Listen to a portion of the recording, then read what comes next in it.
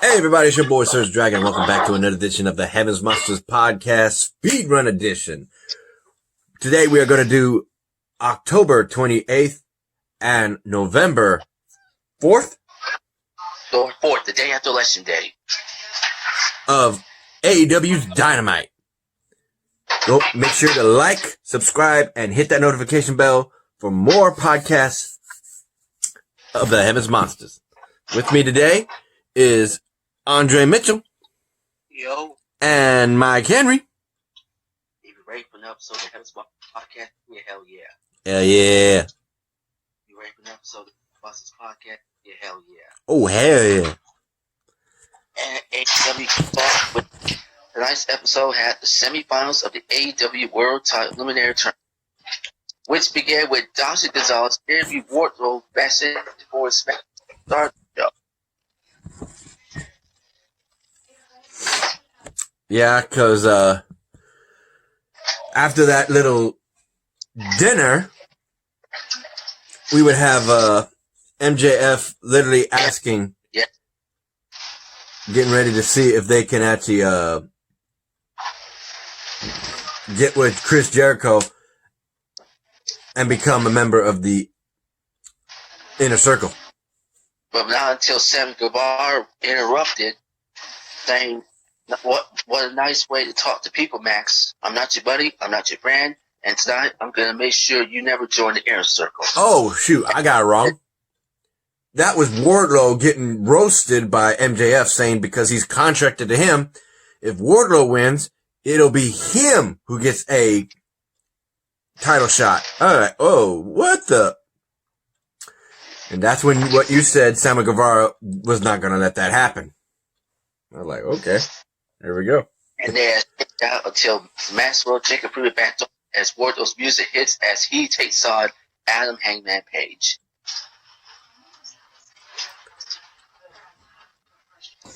So, who won that match? It was none other than Adam Hangman Page as he nailed Wardlow with not one, but a couple of buckshot lariats and scored the pin. Page is a finalist. He is one win away from earning a shot at the AEW World Title, according to good old JR. As Tony Spice says, he will go on full gear in the finals of this Eliminator tournament. And he celebrated much as cold beer after the match. Mm-hmm. What's funny is when you have to deal with Wardlow, that guy is thick as hell. It means he's got a thick ass neck. And since the buckshot only focuses on the neck and the chin, you had to hit him with two. So good on you, Hangman. What's next, Mikey? Next, Mad King Eddie Kingston versus Matt Sydal. And Sydal tapped. Damn. Poor Matt. Next, Excalibur had a sit-down interview with the Young Bucks, Matt and Nick Jackson, and the AEW World Champs, FTR's Dax Hardwood, Cass Wheeler, along with Tessa Blanchard's daddy, Cody Blanchard. Mm-hmm. Although the conversation was moving towards the Young Bucks, so ultimately we would have FTR get fed up with it and walk away. So it was just a interview with just the Young Bucks, and they actually, oh my god, man, they're pulling a freaking Cody. They're saying if they don't win this match against FTR and obtain the world title, they'll never go after the world title, tag team titles again. Damn. What do you think about that, Andre? Oh man, crazy. Yeah, if they put it out saying that if they don't obtain the tag team titles, they'll never go after again the Young Bucks. How do you feel about that? I don't see why they wouldn't.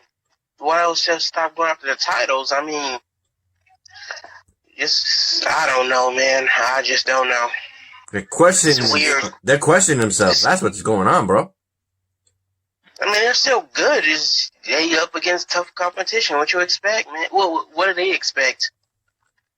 It's do or die. It's do or die for the Young Bucks. Yep. What's next, Mikey? It was time for the Inner Circle's town hall meeting as Tony Schiavone and Dawson Gonzalez were sitting at the table on the ramp. Oh my goodness, what the hell? Oh, God. I'll say this much. This was a pleasant surprise. Excuse me, I have a sore on my tongue. I had to pop it earlier, so I might have a speech impediment with my tongue. It was a surprise to see people asking such questions as to why would MJF be a good candidate to be a member of the Inner Circle? What could they do for them? What does Jericho think? What is that? What is this? One person, oh my God. Once again, we see Eric Bischoff on TNT.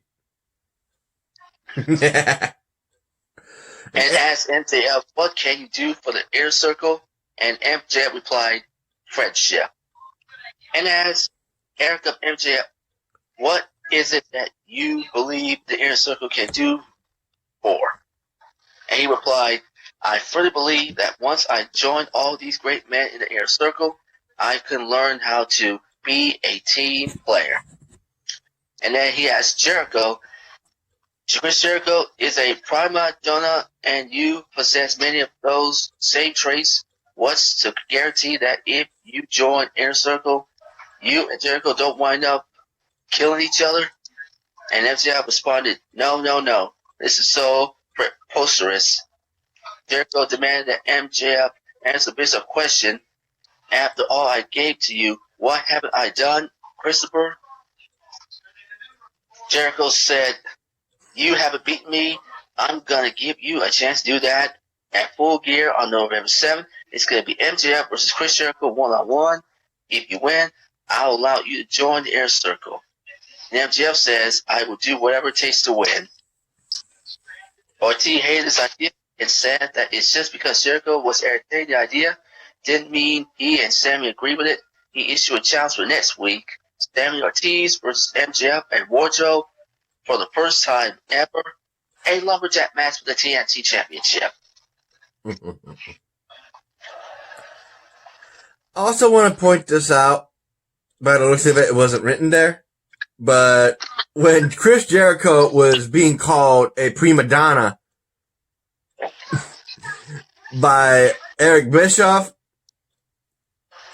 he was asking, Eric Bischoff was asking Tony Schiavone, and if Jericho wouldn't shut up, Tony Schiavone screamed, shut up, Jericho! And he's like, woo, Tony!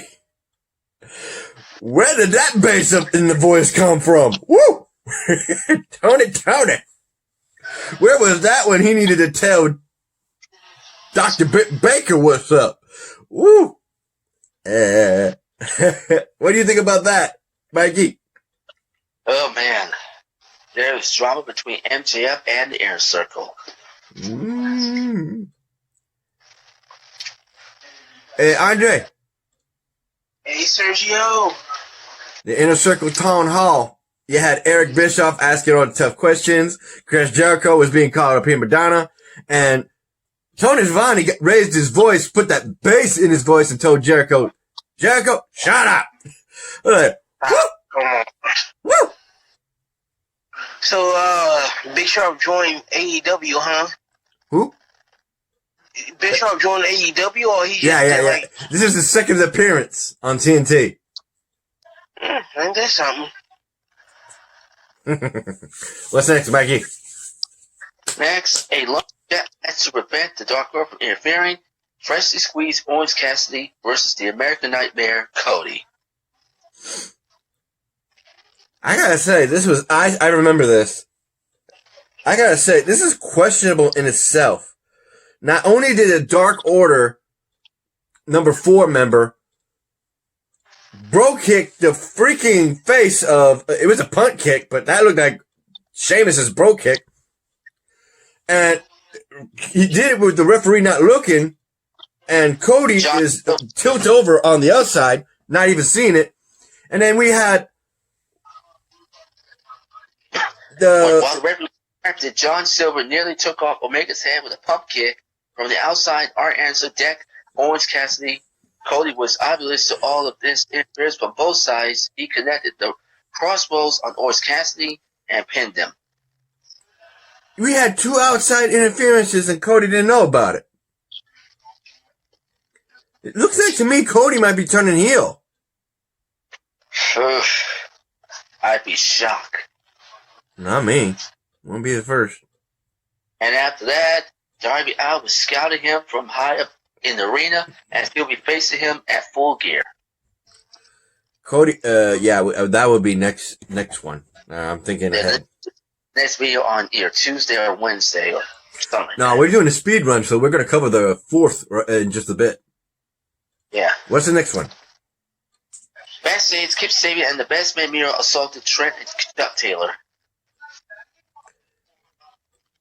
Uh-huh. Oh, wait. Backstage, Kip Sabian assault. Yeah, they jumped him. They're still mad about the game, the arcade. That one little platform getting destroyed. You broke my shit. You broke my shit. He says in a Bulgarian accent, "You broke my shit." What's next? Newly crowned NWA World Women's Champion Serena Deeb versus legit Layla Hirsch. Yep. Thunder Rosa lost the championship. I have to mention that to Chris later. Hirsch went up to the top for moonsault press, but Dee rolled out of the way. She began punching the neck of Hirsch with net breakers. Dee captured the arm and leg of Hirsch and made her tap out to the submission, which she probably did to Thunder Rosa. Mm-hmm. But Tony Spears says, "What a hot streak! She won the title last night and defended it tonight." Nothing to say on that. I ain't got nothing to say. So, go ahead, Mikey. What's the next thing?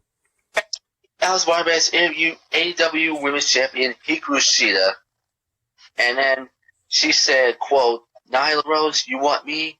I want you at Full Gear." Yeah. But there was more to that. I remember this. So, Nyla Rose is number 1 in the ranking system. In the ranking system they got. Number 1. And she pointed out that both Vicky and Nyla Rose agree that she will not compete until Hikaru Shida accepts her challenge for a title match. Hikaru Shida laid it down. Full Gear. Let's go. Match is official, boys. Women title at Full Gear. Woo! It's actually technically a rematch if you think about it. Because that's who she took it from. Nyla Rose. Yeah.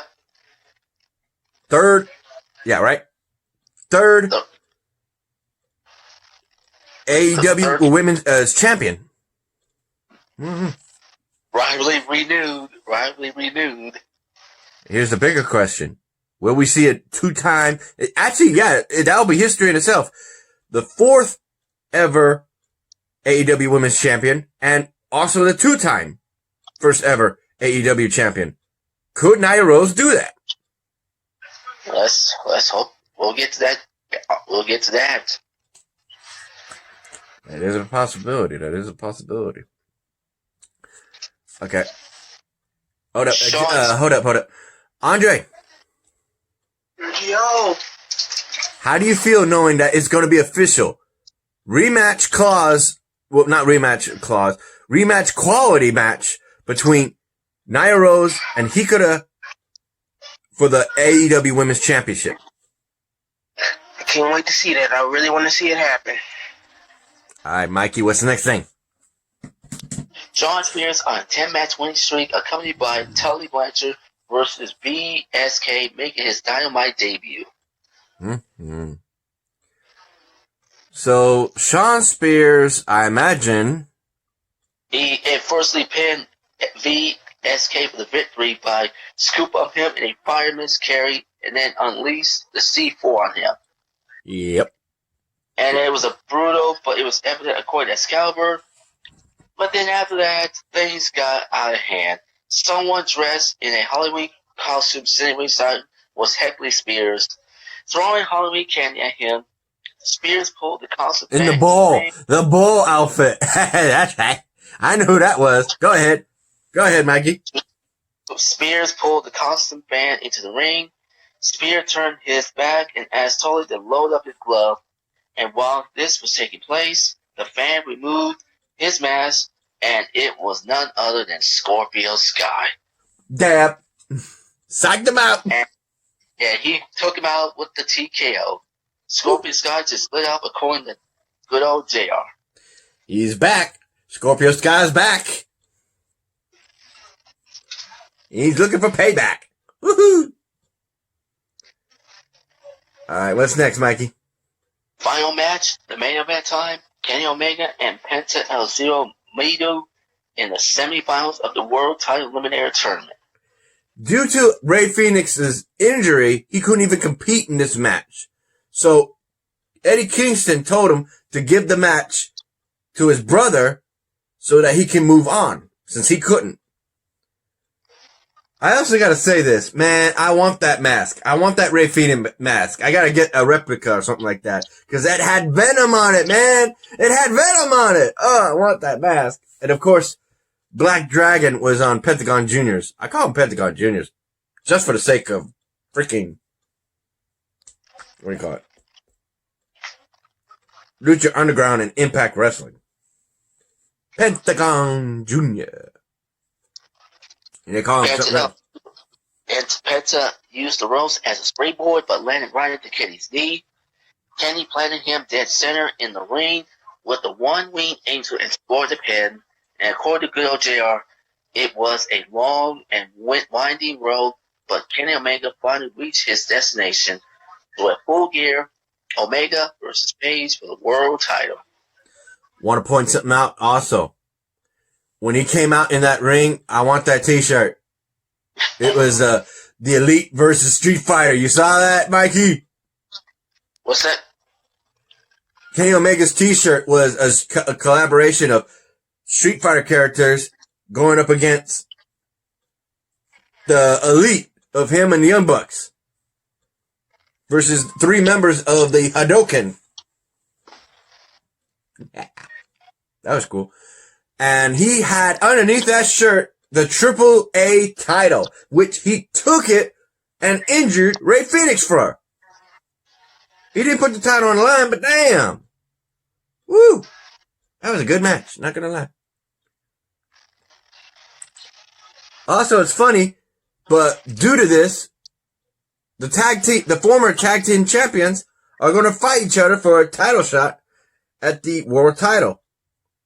Kenny Omega versus Hangman Adam Page. What do you think about that, Mikey? Oh boy! Oh, that was some. I tell you, it is. It's gonna be awesome. It is definitely gonna be awesome. Mm-hmm. Hey, Andre. Hey, Sergio. How do you feel knowing that it will be the former tag team champions, Hangman Adam Page and Kenny Omega, going in as the finalists of this tournament to get a world title shot? I can't wait to see it happen. I would love to see that. What's next, Mikey? That was it. That was the final match. All right, let's move on to November 4th. I got that. All right, a shout out to a fellow brethren of the Heavens Monsters podcast. A shout out to Xavier Hill, as well as Mike Henry and Andre Mitchell. A link to their YouTube channels will be in the descriptions down below, as always. And a remaining shout out to Chris Petrie, T-Money, Renee, Farrell, and Delvin. Let's go. The final AEW before Full Gear. Josh Camp used Chris Jericho, who's with Jake Hager and Santana.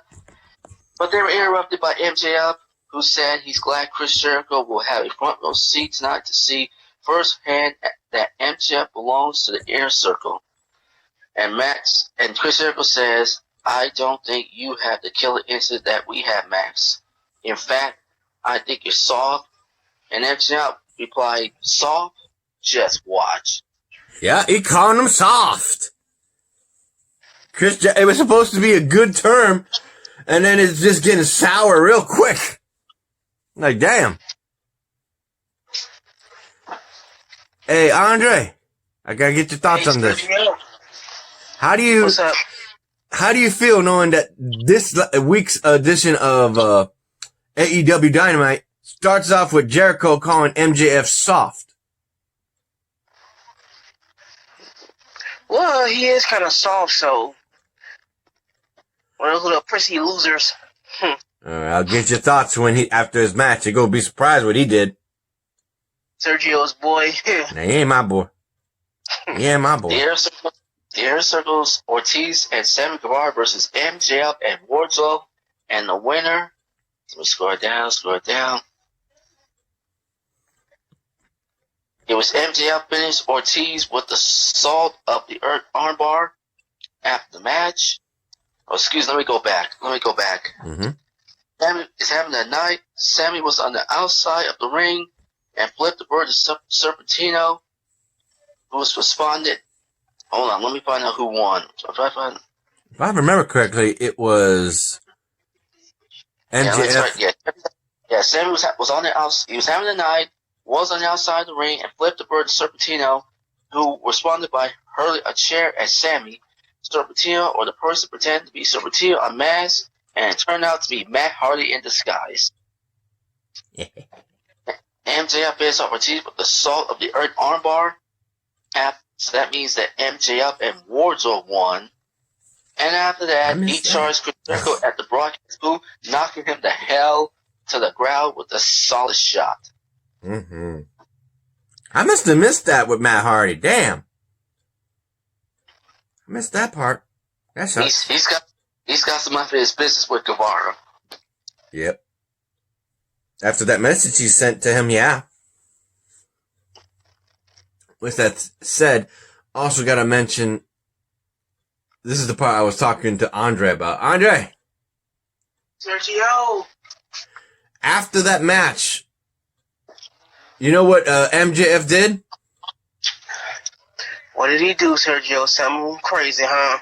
Chris Jericho was on commentary talking trash, and then MJF is walking up the ramp and goes a beeline straight to tackling freaking Chris Jericho on the commentary. They nearly got off the stage. The freaking curtain behind him was knocked over. Oh, that was awesome. He was like, what the hell? That was good. Yeah, you could hear Chris Jericho saying, what the hell? What kind of goal has he got? And the microphone was going off, so it sounds like this. I'm sorry, ladies and gentlemen, but it turns out MJF did more than just tackle Jericho. It messed up his bypass. That was good. That was very good. What's your thoughts on that, Mikey? Crazy. What's next? Earlier today, Tony Schiavone interviewed Kenny Omega about his upcoming match at Full Gear with Hangman Adam Page. Yeah, it was to be expected that what he said. He's looking forward to proving that Adam Page was the weak link in their tag team. That's what I got from this conversation. Next. Making his singles debut in AEW, the Best Man Miro with Kip Sabian and Penelope Ford versus Trent with Chuck Taylor and Freshly Squeezed Orange Cassidy. And before I get to victory, Miro insulted Trent's mama before the match, and Trent cut him off with a drop kick. Yes, but who won that match? What a war we are seeing between these two men, according to Excalibur. Trent jumped off the top rope with a springboard, but Miro blasted him with a kick, and it was game over. Miro grabbed the microphone and insulted Trey's mother again, but this time Orange Cassidy dropped from the top rope and crash onto Miro and keep staying. So that being said, Miro won and continue to talk smack about Trent's mama. Mm-hmm. I ain't got nothing to comment that because I know for a fact that this is far from over. Oh yeah, it's far from over, but still can't get over this broken arcade game. Mm-hmm. Next. Girl JR interviewed Adam Heyman Page early in the day, saying that Adam Page was drinking cocktail during the interview. JR asked Page about his strategy for this Saturday's against his former partner Omega, and asked him, "I think you're nervous. Go through that drink. Are you nervous?" And Page started, "Yeah, I'm a little nervous. If I don't win at Full Gear, I don't know what I got other than this glass of whiskey." Yeah, JR was guessing what the hell it was in there, and he says whiskey. He said everything else but whiskey. So, Kenny Omega is very confident, while Hangman Adam Page is kind of nervous, questioning himself as to if he loses, what's left. Damn. Kind of yin and yang right here. Mm-hmm. What's next? Team Taz came out next. Oh, hell. Can I take this? Go. I remember this.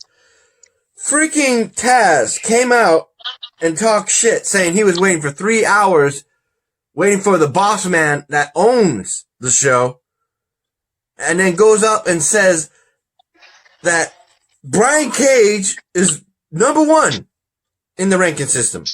And yet, he doesn't have a match at Full Gear. Then you got Ricky Starks, who's 11-1 due to one loss with Darby Allin. And yet he's not even in the ranking. He's not even in number 5. So the system is, yeah, I didn't know that. I have to get with, oh man, I might do this with Chris. We gotta do this again, Mikey. We gotta do this with Chris, cause he went to bed. This is a late night edition. But damn. This is questioning it. Taz has got a strong, he's making a point. This is a BS. What kind of BS is that? Ask Taz. Yeah. And Ricky Starks says, "How do we not have a match at Full Gear? Makes it make sense, Taz." And then Taz says, "Cody, you believe in the motto, do the work." Well, Team Taz is getting work. At Full Gear, there will be an FTU presence. I guarantee it. Mm-hmm. Andre. Sergio, what's up?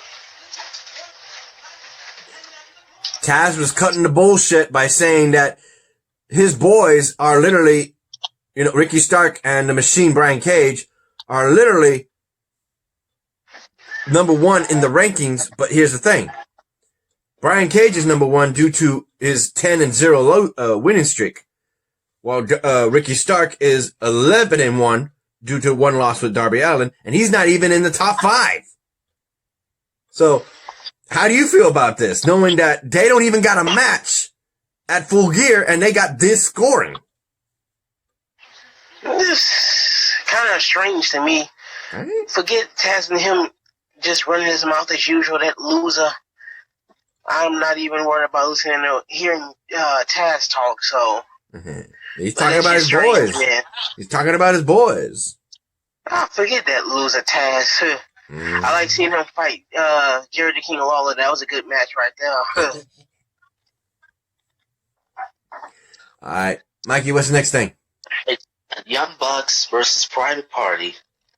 As Private Party made the entrance, Sam Guevara ambushed Matt Hardy and spiked him on the entrance ramp. Paying him back for earlier in the night. And in the winner of this match, the Young Bucks finally employed the BTE trigger on Quinn, and they scored the pin after a hard-fought match. And after that, FTR ambushed the Bucks and sent Matt Jackson on the Goodnight Express. Tully Blanchard gave a metal chair to Cass, and they placed Matt Jackson's leg in it before Cass could crash down Matt's leg like he did. Adam, Hangman Page, and Kenny Omega ran to the ring to run up FTR. There was a tense stare down between Page and Omega before Omega backed off. Mm-hmm.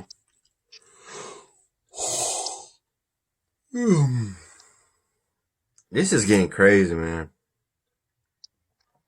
I gotta say this. I was happy to see the double V trigger. Sorry to say it happened to the private party member, but I gotta say it. Double knee!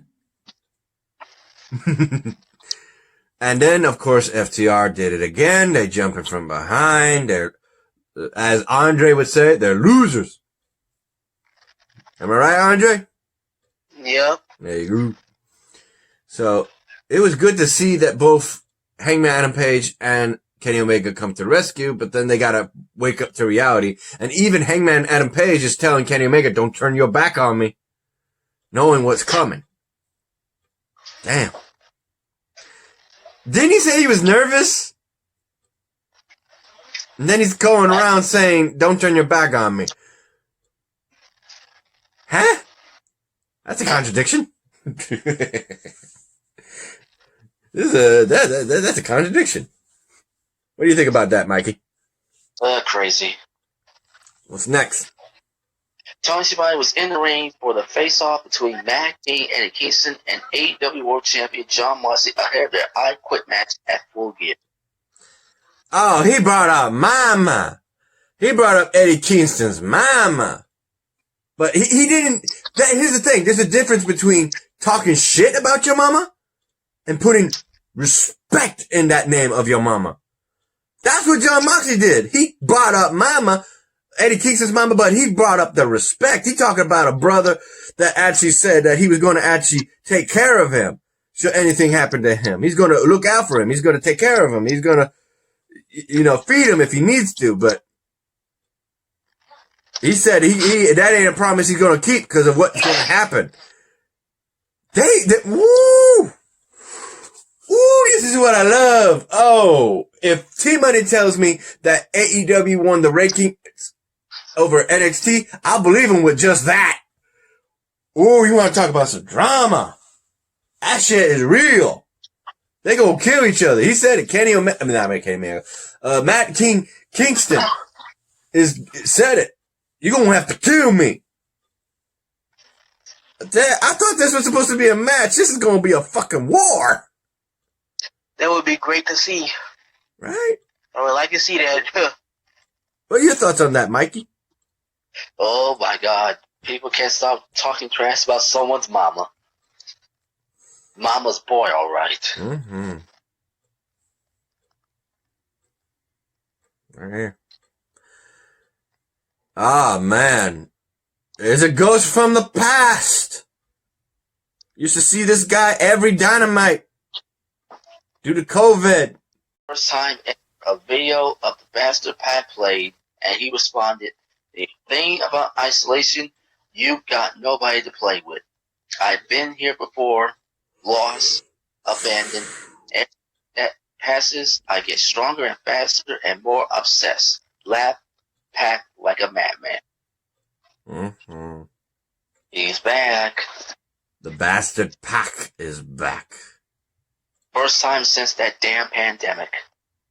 Yeah, in WWE, he was known as Neville, the king of the cruiserweights. Yeah. And Berno is the gravity, the man that gravity never forgot. Never? You mean the gravity forgot? Never forgot. No. That's the term. That gravity forgot. When you say it like that, never forgot, that meant he was always on the ground. Just trying to fix your grammar, bro. Okay, next. Backstage, Alice Marvez interviewed QT Marshall and Dustin Rhodes, the Natural Nightmares, but unfortunately, they were attacked by the Butcher and the Blade thanks to Bunny. Mm-hmm. Next. Oh my God. The Native Beast Nine Rose versus Red Velvet with Brandy Rose in Velvet's corner and of course Vicky Guerrero on Nyla's corner. And the winner belonged to Nyla Rose when she took Red Velvet off with a running knee shot, taking the page of Sheeta's playbook. And after that, Vicky Guerrero approached Shea at ringside, told Shea that Nyla is going to break her bones at Full Gear. Shea hurried up and grabbed Guerrero. Nyla and Shea began to slug it out until referee Paul Turner separated them. You could hear Chris Jericho saying, I knew Vicky because I knew her husband. I was best friends with him. And so I know how crazy she could get. She's a brilliant woman. I was like, okay. Forgot about that. Okay. Saw that documentary where everybody was reliving Eddie's death. So that and Chris Benoit. I saw both. Damn. That sucked. What's next, Mikey? Final match before we wrap up. The American Nightmare TNT Champion Cody Rhodes with Arn Anderson and the Gun Club, Billy and Austin Gunn, their debut in the Nightmare Family versus the Dark Order, Colt Boo Boo Cabana, John Force Silver, and 10. Who won that match? Darby Allin was sitting up in the Raptors, scouting Cody as he'll be facing him at Full Gear. Yep. And then the Dark Order surrounded in the ring. Let me see. Hold on. Let me go back. Billy tapped in and used the sides to catch Colt Cabana in midair, slamming him down for a near fall. Austin back body drop 10, while Colt distracted the ref and used a spine buster on Austin. Billy tapped in and clean house, splashy 10 in the corner. Billy dropped 10 on his face. Cody power slammed Silver. Then utilized a beautiful cutter on Billy for a near fall. Austin pinned 10 after crossroad and the quick draw. But that's not all, because the Dark Order surrounded the ring. Orange Cassidy ran down the ramp and Orange Cassidy punched John Silver, who had to be helped to the back by the Dark Order. Cody grabbed the microphone, saying, quote, "My opponent at Full Gear is telling people that TNT doesn't want him as their champion," and they loved it. And if the circumstances were different, I probably loved it, but I'm the one who recruited you. Take one last look, Darby. The truth that I speak contradicts the lies that a lot of people live. You want the ace belt? Here's the problem, Darby. You're not the ace, said Cody as he held up the TNT title. That's how it ended. You caught your breath, Mikey? Oh man, I'm trying to figure out. Because I'm trying to figure out who won. If you wanted me to, I could have shortened it for you. Well, I gave my best shot. That's fine. You read it. Let me say it.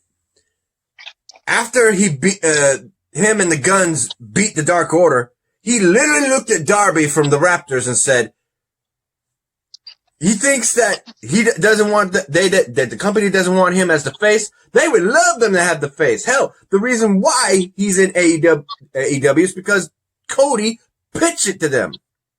So now, with the fact that Darby Allin has got an opportunity at Full Gear, he's telling him that any other time, he'd be the face. But if he wants the ace title, he's not going to get it because he's not the ace, which is a reference to Cody saying he's the ace. And he's looking at the guy he's going to beat at AEW special pay-per-view Full Gear, which came last Saturday. And I got to see that. I want to see that. Am I right, Mikey? You want to see that?